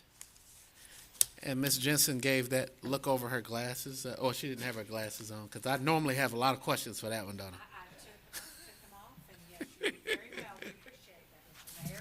You all did a fine job. Thank you. Item 9.02. Council, this item was added on Friday. As you know, we had a 3-year temporary extension for the sales tax agreement with the Cumberland County. For the citizens in the audience that may not know, Cumberland County, the statute gives the county 2 formulas that they can utilize to distribute sales tax in this county. One is per capita or by population, the other is ad valorem. The formula that is currently used is by population, and the difference to the city, there's an economic difference of those 2 calculations by roughly $4 to $6 million. We have agreed in the past to extend the arrangement with the county commissioners, and so tonight, many of the council members are very familiar with this, but tonight was a discussion to begin to start this conversation back and to try to get an agreement before the 2019 deadline, before the expiration of the current agreement. And as you know, before, we have a lot of joint items that we're working on together, but this is very, very important. And so I sent out a table that was provided by the budgetary office, Ms. Broyles, and I don't think we need to trouble her because we've talked about it extensively, but this table showed that initially when this arrangement was made she has it all the way back from 2004, but Ms. Broyles, when was the original agreement signed? Was it 2006 or 7? Do you recall? 7? So Councilmember Arp and some of those. Okay, so in 2007, that amount that we transferred back to the county was around $4.8 million. And last year, FY17 is the latest data, that figure is now up to $7.1 million. And so as we continue to grow our city, that amount is expected to increase. And so tonight I was asking council, would it be okay to stand back up a sales tax committee that consisted of a couple council members, or to go back to the commission with some proposals, one of which my recommendation would be that we would ask for a cap on that amount so that there's some incentive for us to grow the city and to grow our tax base, which is what we all here to do, and to cap that maybe at a FY 2016 amount, which was $6.8 million, and anything above that cap would come to the city as any other calculation. So this time I'll leave that open to you guys, but that's my proposal.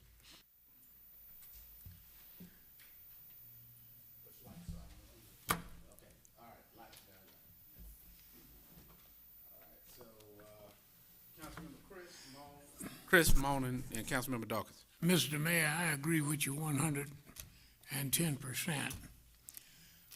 The history of it is that the agreement was structured in 2007 as a result of the Big Bang annexation, and that we took a lot of revenue from the county, so to speak, when we annexed people into the city, and there was a considerable amount of money involved. And so council at that time, with Mayor Schiavone, worked an agreement with the county in regards to that. We've extended it a couple of times each time. But that amount of money is growing, and yet the city is not getting any cut of that money whatsoever. I like your idea of maybe 1% of that, what do you call a hotel food and beverage tax, but cap it at the 2016 figure or 2017. And anything in excess of that amount that was realized in that year, either 16 or 17, would come to the city. I think that gives us a particular avenue of conversation with the county commissioners in regards to this. Thank you so much. Thank you, Councilmember Chris. Mayor Pro Tem Moan? Yes, I believe having the sales tax committee stood back up to go over these couple options. You know, we talked about several options in the Mayor Pro Tem meetings that we need to get out to everybody. Some the county don't want to talk about, so we don't need to waste our time with some of them. But there's a couple areas I think they might be amenable to. Potentially, when you say cap, we also reimburse to all the municipalities within the county. So we don't want to make them go broke. But at the same time, as we continue to grow, we should have to supplement their future budgets. What they get now is what they get from here on out. And they just got to figure out how to do their own budgets without our extra money every year. So I would be in favor of a sales tax committee, and I would sit on it if you so appointed me. Thank you, sir. Councilman Dawkins? Thank you, Mr. Mayor. I agree with Councilman Crisp. He's been through the battles over the many years, and Mayor Pro Tem Moan exactly right. DJ and I have been chatting about this. A couple things I want to make sure the citizens are aware of. The city of Fayetteville gets no food and beverage tax money. Now, that's huge. We have, I don't know how many restaurants, but I've been told 2,000. I could believe 1,000 in this city.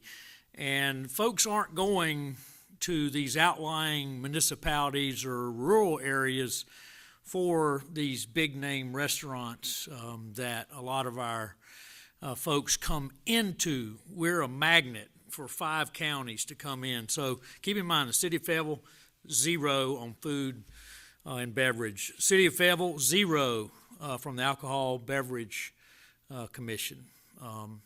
So, Mr. Mayor, I'm definitely in favor of putting together a group that would meet with the county and talk about your plan about possibly renewing the tax initiative, but based on what it is today. But I think we've got to come up in the next year a grand bargain that we can agree when the city of Fayetteville grows all this tax revenue.